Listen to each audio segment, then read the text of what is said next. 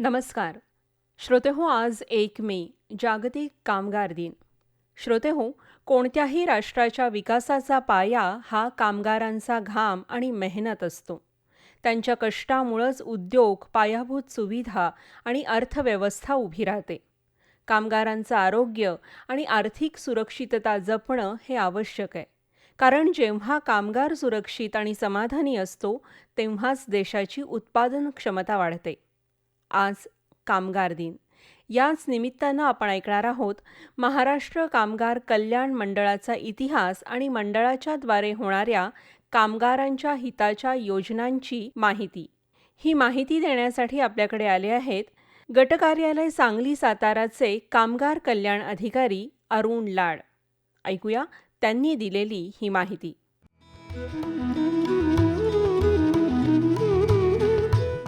नमस्कार. 22 नोव्हेंबर 1938 साली पहिलं कामगार कल्याण केंद्र दिलाय रोड मुंबई, आत्ताचं नामो जोशी मार्ग या ठिकाणी पहिलं सुरू झालं. त्या काळात मुंबई राज्य शासनाच्या अंतर्गत हे केंद्र सुरू होते. याची रचनामध्ये कामगार व कामगार कुटुंबियांच्यासाठी विविध योजना आणि उपक्रम राबवण्याच्या उद्देशाने मुंबई शासनानं 1938 साली कामगार कल्याण केंद्र सुरू केले. त्या काळामध्ये मुंबईमध्ये गिरणी कामगार मोठ्या प्रमाणात असायचे. पूर्ण महाराष्ट्रातील कामगार त्या ठिकाणी संघटित होऊन गिरणीमध्ये स्थायिक नोकरी तिथे करीत होते. त्यांच्या कल्याणकारी योजना उपक्रमासाठी कामगार कल्याण केंद्र त्यावेळेला 42 सेंटर्स पूर्ण मुंबईमध्ये सुरू झाली. त्याच्यामध्ये कामगारांच्या कुटुंबियांसाठी, कामगारांसाठी कामावर जाताना किंवा कामावरून परत येताना व्यसनाच्या मार्गे वगैरे लागू नये यासाठी कामगार कल्याण केंद्रामध्ये मनोरंजनात्मक कार्यक्रम सुरू झाले. कामगार व कामगार कुटुंबियांसाठी विविध योजना उपक्रम राबवण्यामध्ये तत्कालीन मुंबई गिरणी कामगार मोठ्या प्रमाणात असल्यामुळे तिथं कामगारांच्या कलागुणांना वाव मिळावा. त्यामध्ये कामगारांना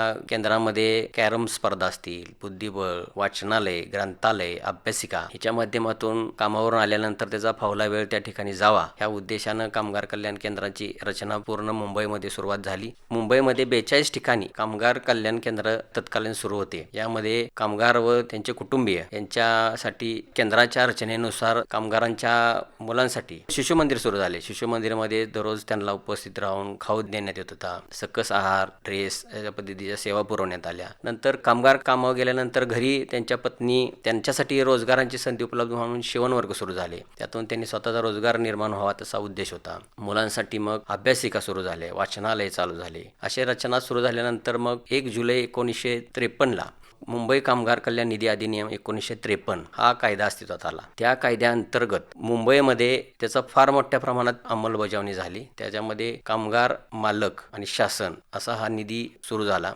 त्याच्यानंतर मग 1 मे 1960 महाराष्ट्र राज्याच्या निर्मितीनंतर पूर्ण महाराष्ट्रावर हा महाराष्ट्र कामगार कल्याण निधी अधिनियम 1953 हा कायदा झाला व महाराष्ट्र कामगार कल्याण मंडळ हे मंडळ सुरू झालं. त्याच्या रचनामध्ये मुंबईला, दादरला मध्यवर्ती कार्यालय आहे. एकूण 7 विभागीय कार्यालय आहेत. पुणे, नाशिक, नागपूर, अकोला, अहिल्यानगर अशा पद्धतीने 7 विभागातून नंतर प्रत्येक विभागांतर्गत कामगार कल्याण अधिकारी जिथं असतात तिथं गट कार्यालय सुरू झाले. त्यांच्या अंतर्गत 8 ते 10 ते 20 असे कामगार कल्याण केंद्र सुरू झालेत. 5 व 5 पेक्षा जिथं कर्मचारी काम करतात त्यांना लेबर वेलफेअर फंड कामगार कल्याण निधी कपात होतो वर्षातून 2 वेळा, जून आणि डिसेंबरमध्ये. अगोदर 12 रुपये कर्मचाऱ्याचे होते, 36 रुपये मालक, 24 रुपये शासन देत होतं. आता जून 24ला बदल झाला त्याच्यामध्ये आणि 25 रुपये कर्मचारी, 75 रुपये मालक आणि 50 रुपये शासन असा निधी हा मुंबईला जमा होतो. मध्यवर्ती कार्यालयाच्या ठिकाणी तो निधी जमा होतो. त्यातून मग सामाजिक, सांस्कृतिक, क्रीडात्मक, शैक्षणिक अशी वर्गवाईज करून कामगारांपर्यंत पोहोचवण्यासाठी त्याची अंमलबजावणी होते. त्याच्यामध्ये कामगारांच्या विविध कलागुणांना वाव मिळावा म्हणून दर 3 महिन्याला वेगवेगळ्या कार्यक्रमाचं नियोजन असतं. उन्हाळ्यामध्ये उन्हाळी प्रशिक्षण शिबिर असतात, टाकाऊपासून टिकाऊ वस्तू बनवणे असतील, मुलांसाठी क्रीडा स्पर्धा असतील. 1 मेला कामगार दिन मोठ्या प्रमाणात साजरा करतो आपण. त्याच्यामध्ये कामगार मेळावे असतात, कामगारांसाठी आरोग्य तपासणी शिबिर असतात. त्यामध्ये जूनमध्ये साने गुरुजी व्याख्यानमाला असते 11 जूनला. त्यानंतर मग स्कॉलरशिप सुरू होते. 2,000 पासून अगदी 50,000 पर्यंत स्कॉलरशिप आहेत. त्या मंडळाच्या ज्यांचा लीन नंबर आहे ते त्याचा विनियोग करू शकतात. त्याच्यामध्ये पाठ्यपुस्तक सहायता योजना आहे, त्याची 50% रक्कम मिळते. त्यांनी MSIT कॉम्प्युटर कोर्स केल्यानंतर त्याची 50% रक्कम मिळते. त्यानंतर कर्मचाऱ्याच्या घरी open heart surgery, bypass surgery, cancer असं झालं तर 1 लाखापर्यंत खर्च आला तर 25,000ची रक्कम कामगार कल्याण मंडळाकडून मिळते. टायपिंग मॅपिंग कोस्ट केल्यानंतर 50% रक्कम मिळते. आणि आत्ताच नव्यानं सुरू झाली स्कीम म्हणजे वाहन चालक प्रशिक्षण. कामगाराच्या कुटुंबियामध्ये 2 व्यक्तींनी जर वाहन चालवण्याचं ड्रायव्हिंग लायसन घेतलं 4 व्हीलरचं तर 5,000ची फी त्यांना कामगार कल्याण मंडळाकडून दिली जाते. मग त्याचा उद्देश असा आहे की त्यांनी स्वतः व्यवसाय सुरू करावा किंवा कुठे जागा निघाल्या तर त्याच्यामध्ये त्यांना रोजगार निर्माण व्हावा ह्या उद्देशानं कामगार कल्याण मंडळाकडून ही योजना सुरू करण्यात आली आहे. त्यामध्ये आर्थिक लाभाच्या योजनामध्ये ह्या परदेशी शिष्यवृत्ती आहे. एखाद्या कर्मचाऱ्याचा मुलगा बाहेर परदेशात शिकायला गेला तर त्याला 50,000 रुपयाची स्कॉलरशिप मिळते. एखादा कामगार असेल, तो लेखक असेल, साहित्यिक असेल, त्यानं पुस्तक प्रकाशन केलं स्वतःचं तरी त्याला 10,000 रुपये रक्कम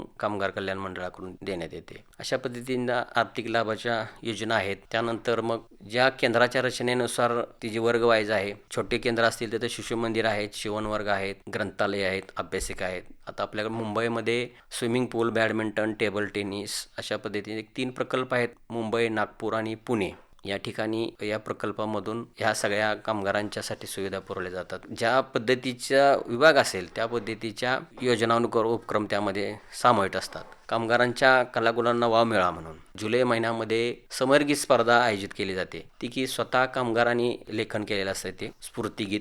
त्यातील एक गीत निवडायचं. त्याच्यामध्ये साखर कारखाने वगैरे अशा ठिकाणी काम करतात असे कामगार त्यामध्ये सहभाग घेतात. समरगीत स्पर्धा झाली की ती एक राज्यस्तरीय स्पर्धा होती. टोटल 19 गट कार्यालयात 19 संघ येतात. 10 ते 12 केंद्रामधून एक संघ निवडला जातो. तो राज्यस्तरीय स्पर्धेसाठी जातो. 9 ऑगस्टला वगैरे क्रांतिदिनी राज्यस्तरीय स्पर्धा असते. त्यानंतर 1 जुलैला कामगार कल्याण मंडळाचा वर्धापन दिन असतो. ते वर्धापन दिनानिमित्त पोस्टर प्रदर्शन आणि चर्चासत्राद्वारे आपण त्याची प्रसिद्धी करतो. वेगवेगळे साहित्यिक, लेखक या ठिकाणी उपस्थित लावतात. त्यानंतर 11 जुलैला जागतिक लोकसंख्या दिन हा आपण कार्यक्रम आयोजित करतो. 1 मुलगा किंवा 2 मुली किंवा 1 मुलगी सुखी कुटुंब असं एक निवड केली जाते. एका गटामध्ये 8 कामगार जोडप्यांचा सुखी कामगार जोडपे म्हणून आपण निवड करतो. त्यांना 5,000 रुपयेचा धनादेश आणि सत्कार आयोजित करतो. त्याचा उद्देश असा आहे की इतरही कामगारांनी त्याचं अनुकरण करावं. त्यानंतर आपण बालनाट्य महोत्सव घेतो. बालनाट्यामध्ये केंद्रामधील आसपासच्यामधील बालनाट्य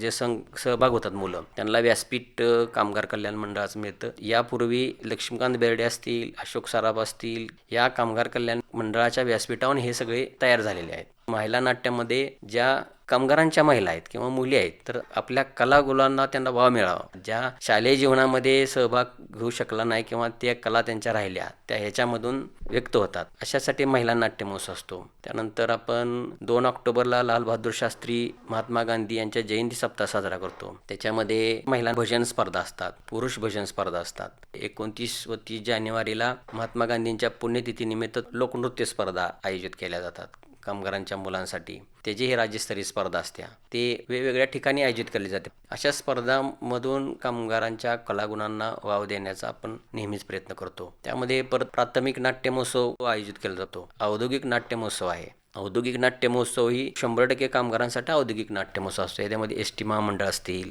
MSEB असतील, मोठमोठ्या आस्थापना याच्यामध्ये सहभाग घेतात आणि तेही विभाग स्तरावर स्पर्धा असतात. त्यानंतर कबड्डी स्पर्धा आयोजित करण्यात येतात. राज्यस्तरीय कबड्डी स्पर्धा ही मुंबई ठिकाणी आयोजित करतो. कुस्ती स्पर्धा आयोजित करतो. त्यानंतर कोकणामध्ये एक दशावतारी नाट्य महोत्सव म्हणून आयोजन केलं जातं. कामगारांच्यासाठी आपण आरोग्य तपासणी शिबिर घेतो, नेत्र तपासणी शिबिर आयोजित करतो. त्यानंतर ज्या कामगार कल्याण केंद्रामध्ये मासिक कार्यक्रम म्हणून एक आपला कार्यक्रम असतो महिलांसाठी. त्याच्यामध्ये रांगोळी प्रशिक्षण असतील, मेहंदी प्रशिक्षण, कॅरम स्पर्धा, बुद्धिबळ स्पर्धा, त्यानंतर कथाकथन, वासंतिक व्याख्यानमाला आयोजित करतो. त्यातून त्यांना स्वतःला व्यासपीठ तयार व्हावं अशा दृष्टीनं आपण कार्यक्रमाची निवड करत असतो. त्यानंतर व्यक्तिमत्व विकास शिबिर आयोजित करतो. महिलांना पाककला, मेहंदी प्रशिक्षण देतो. त्याच्यामध्ये ब्युटी पार्लर प्रशिक्षण असतील. अशा पद्धतीचे प्रशिक्षण त्यांनी स्वावलंबी व्हावं कामगारांच्या कुटुंबियांनी या दृष्टीनं आपण प्रत्येक केंद्राच्या ठिकाणी आयोजित करतो. किंवा आस्थापनांनी जरी बोलवून सांगेल आमच्याकडे तुम्ही एक असा प्रोग्राम आयोजित करा, त्या पद्धतीनं आपण प्रोग्राम आयोजित करतो. तर ते 8 ते 10 मार्चमध्ये 8 तारखेला महिलांसाठी आरोग्य तपासणी शिबिर असते. 9 तारखेला स्त्री-भ्रूण हत्या ह्या विषयावर व्याख्यान, परिसंवाद, पोस्टर प्रदर्शन त्याचं आयोजन केलं जातं. आणि 10 मार्चला सावित्रीबाई फुले पुण्यतिथीनिमित्त आपण कर्तृत्ववान महिला सत्कार आयोजित करतो. 8 ते 10 महिलांचा सत्कार घेतो आपण. ज्या महिलांनी कामगार क्षेत्रात चांगलं योगदान दिले, काम करतायत, अशांना एक व्यासपीठ निर्माण करतो आपण त्यांचा सत्कार करून. म्हणजे MECB सारख्या आस्थापनामध्ये पोलवरती चढून सुद्धा महिला ते कनेक्शन जोडायचं काम असतील किंवा STमध्ये ड्रायव्हरचं काम करायचं असेल, अशांचा आपण निवड करून कर्तृत्ववान महिलांचा सत्कार आयोजित करतो. अशा 1 एप्रिलपासून 31 मार्चपर्यंत सगळ्या योजना, उपक्रम, कार्यक्रम आपण राबवत असतो. त्यामध्ये आर्थिक लाभाच्या ज्या योजना आहेत, तर टाईम लिमिट अगोदर असायचं त्यांना 31 डिसेंबर, जानेवारी, फेब्रुवारी. आता त्या सेवा हमी कायद्या सुरू झाल्यामुळं कर्मचाऱ्यांनी अर्ज केल्यापासून 45 दिवसापर्यंत त्यांना ज्या काय आर्थिक लाभाच्या रक्कम आहेत त्या त्यांच्या खात्यावरती वर्ग होतात. आसपासमध्ये राहत असतील, समजा सांगलीमध्ये जर आसपास MIDC असेल तर त्यांनी सांगलीच्या ठिकाणी सेंटर्स निवडायचे. त्याच्यामधून मग ते गटामध्ये त्यांचा अर्ज येतो, गटामधून अर्ज विभागात जातो, त्यांची मंजुरी निघते आणि तिथून रक्कम त्यांच्या खात्यावरती वर्ग होते. सेवा हमी कायद्याच्या अंमलबजावणी प्रभावीपणे राबवल्यामुळे 45 दिवसाच्या आतमध्ये ह्या ज्या आर्थिक लाभाच्या ज्या काही स्कीम्स आहेत त्या सगळ्या त्यांच्या खात्यावरती वर्ग होतात. अगोदर ऑफलाईन सगळे फॉर्म वगैरे येत होते, आता ऑनलाईन आहेत, ॲप आहेत, वेबसाईट आपली, त्याच्यावरती ते कुठूनही अगदी रशियात बसूनही तो स्कॉलरशिपचा अर्ज करू शकतो आणि योजनेचा आर्थिक लाभाचा लाभ घेऊ शकतो. यामध्ये आपण आर्थिक लाभाव्यतिरिक्त इमारत बांधकाम कामगार कल्याण मंडळ जे आहे त्यांच्या कुटुंबियासाठी ह्या सगळ्या आपण सेवा देतो. आर्थिक लाभ योजना सोडून या ज्या काय मेडिकल कॅम्प असतील, या प्रकारच्या ज्या काही सुविधा केंद्रामध्ये आहेत त्या त्यांच्यासाठी आपण उपलब्ध करून देतो. कामगार कल्याण मंडळ आपल्या दारी ह्या उपक्रमांतर्गत आपण जिथं वेळ असेल त्यांना तिथं आपण उपलब्ध होतो. मग आस्थापना सुटल्यानंतर गेटवरती सुद्धा माहिती पूर्णपणे दिली जाते आपल्याकडून. शैक्षणिक योजनामध्ये सर्वसाधारण शिष्यवृत्ती म्हणून दिली जाते. त्यामध्ये 10वी ते 12वी 2,000 रुपयाची शिष्यवृत्ती दिली जाते. 13वी ते 15वीपर्यंत 2,500 रुपये दिले जाते. 16वी ते 17वीपर्यंत 3,000 रुपये दिले जाते. 10वी नंतर डिप्लोमा वैद्यकीय व तांत्रिक 5,000 रुपये दिले जाते. उच्च प्रदेशी शिष्यवृत्ती आहे ती 50,000 रुपये दिली जाते. MPSC पहिला टप्पा पार करणाऱ्यास 5,000 रुपये दिले जाते. त्यानंतर UPSC पहिला टप्पा पार करणाऱ्यास 8,000 रुपये दिले जाते.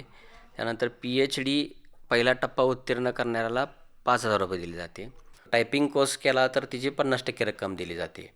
या पद्धतीने ड्रायव्हिंग स्कूलचे जे आहे तर आपल्याला 5,000 रुपये त्यांना आपण देतो आर्थिक लाभाच. त्यानंतर राष्ट्रीय पातळीवरच क्रीडा शिष्यवृत्ती आहे, त्यामध्ये 7,000, 5,000 आणि 3,000 शिष्यवृत्ती दिली जाते. ह्याच्यासाठी सगळ्यांसाठी एकच आहे की 9वीपासून जोपर्यंत शिकतोय तोपर्यंत बोनाफाईड जोपर्यंत सुरू आहे तोपर्यंत ह्या सगळ्या स्कीम त्यांना मिळतात. तर त्यांना कमीत कमी 60% गुण आवश्यक आहेत. त्यानंतर कागदपत्रे आवश्यक आहे ती शाळा कॉलेजचा बोनाफाईड. जो कामगारांचा पाल्य या जे स्कीम घेणार आहेत त्याच्या वडिलांची पगाराची स्लिप लागेल, मग ते बँकेत असेल, कारखान्यात असेल किंवा आणि कुठेही असेल तर त्यांची जूनची पगार स्लिप लागेल किंवा डिसेंबरची. त्यानंतर रेशन कार्डची झेरॉक्स लागते. त्यानंतर पासबुकची एक झेरॉक्स लागते. पासबुकची झेरॉक्स यासाठी लागते ती त्या विद्यार्थ्याच्या खात्यावरती रक्कम जमा केली जाते. परदेशी शिष्यवृत्तीसाठी पासपोर्ट, विमानाचे तिकीट, व्हिसा, बोनाफाईड ही सर्व डॉक्युमेंट त्यांनाही आवश्यक आहेत. त्यानंतर आंतरराष्ट्रीय स्तरावर ज्या स्पोर्ट्स आहेत त्यांनाही राज्य पातळीवर किंवा राष्ट्रीय पातळीवर निवड झालेल्याचे दाखला असतो, तो दाखला दिल्यानंतर ह्या सगळ्या स्कीम त्यांना लागू होतात. पाठ्यपुस्तक सहाय्यता योजना एक आहे, त्याच्यामध्ये 3,000ची पुस्तक खरेदी केले तर 1,500 रुपये मिळणार 50%. 11वी ते 17वीपर्यंत तांत्रिक मेडिकल अभ्यासक्रम शिकत असलेल्या यांना 50% अनुदान देतो. त्यांनाही सेम कागदपत्र लागतात, फक्त जे क्रमिक पुस्तके खरेदी केली असते शाळा कॉलेजचा दाखला तो दिल्यानंतर ह्या ज्या सगळ्या स्कीम्स आहेत त्यांचे बेनिफिट त्यांना मिळणार. पाठ्यपुस्तक सहाय्यता योजनांतर्गत ह्या स्कीम अवेलेबल आहे ते घेऊ शकतो. त्यानंतर MSIT परीक्षा जी आहे त्यांनाही 60% गुणांना उत्तीर्ण होणं आवश्यक आहे. त्यालाही पगार स्लिप, रेशन कार्ड, आधार कार्ड हे डॉक्युमेंट्स त्याला अपलोड करावे लागतात. जूनची पगार स्लिप कामगारांची आवश्यक असते. रेशन कार्डची झेरॉक्स हे जे डॉक्युमेंट्स आहेत ते सगळ्यांना सेम अंतिम मार्क लिस्ट आल्यानंतर तो अर्ज करू शकतो ऑनलाईन पद्धतीनं. गंभीर सहायता योजना जी आहे, कामगार, आई वडील, अविवाहित भाऊ बहीण आणि स्वतः कामगार आणि त्याची मुलं हे बेनिफिट घेतात. त्याच्यामध्ये open heart surgery, bypass surgery, cancer यासारखे झालं तर 1 लाखाच्या वरती खर्च झाला तर 25,000, मग त्या पट्टीत जे काय त्याचा खर्च होईल त्या पद्धतीनं रक्कम दिली जाते. त्याच्यामध्ये ॲडमिट कार्डपासून डिस्चार्ज कार्डपर्यंत त्यांना सगळे डॉक्युमेंट्स अपलोड करावे लागतात. ऑनलाईन अर्ज केल्यानंतर मग अंतिम रक्कम डॉक्टर सजेस्ट करतात ही ह्या स्कीममध्ये बसते. सँक्शन आल्यानंतर ती रक्कम त्यांच्या खात्यावरती वर्ग केली जाते. आणि दिव्यांग कामगार कुटुंबीय असेल त्यांना मेरिटची कोणतीही अट नाही.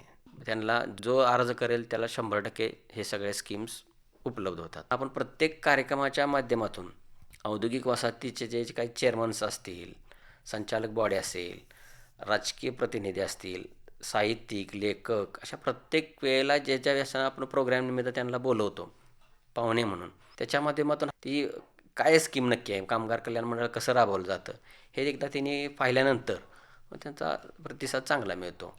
श्रम कल्याण युग हा मासिक अंक प्रकाशित होतो आहे. तो मुंबईवरून होतो, दरमहा येतो.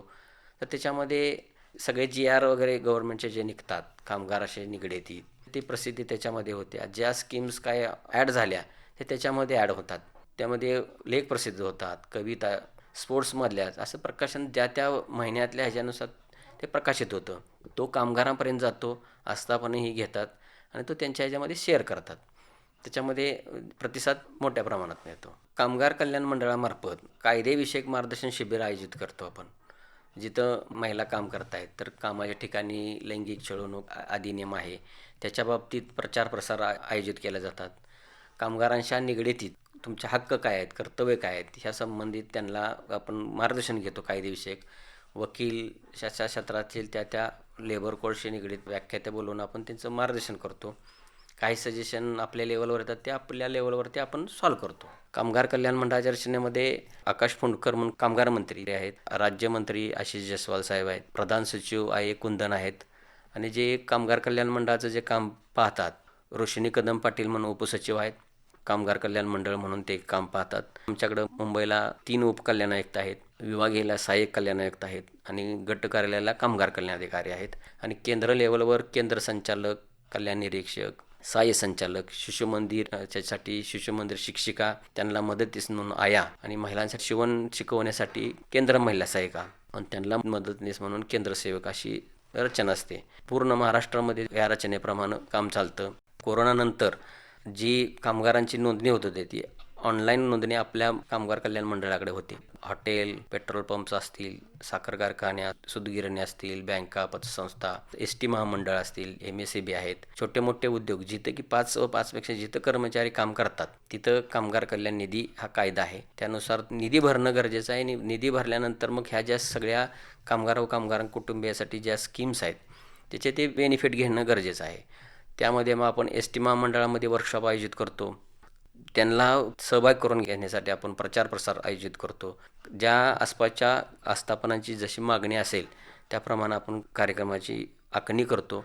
पूर्ण महाराष्ट्रामध्ये 253 सेंटर्स आहेत कामगार कल्याण केंद्र. त्या माध्यमातून पूर्ण महाराष्ट्रभाग सगळ्या ठिकाणी कामगार कल्याण केंद्राची रचना आहे. बरेच वर्षापासून त्याच्यामध्ये अंमलबजावणी प्रभावीपणे सुरू आहे. ऑनलाईन असल्यामुळे आता एकदम फास्ट सेवा सुविधा कामगारांना मिळतात. आपल्या माध्यमातून मला असं सांगावंसं वाटतं की आस्थापना ज्या आहेत किंवा कामगार मालक आहेत त्यांनी कामगार कल्याणची नोंदणी करावी आणि आपल्या कामगार कुटुंबियांना विविध योजना उपक्रमामध्ये सहभाग नोंदवावा असं मी आपणाला कामगार कल्याण मंडळाच्या वतीनं आवाहन करतो. नमस्कार. जागतिक कामगार दिनानिमित्त महाराष्ट्र कामगार कल्याण मंडळाचा इतिहास आणि मंडळाच्या द्वारे होणाऱ्या कामगारांच्या हिताच्या योजनांची गटकार्यालय सांगली सातारा कामगार कल्याण अधिकारी अरुण लाड यांनी दिलेली माहिती आत्ताच आपण ऐकली. या कार्यक्रमाचे सादरकर्ते होते मुक्सित मुजावर.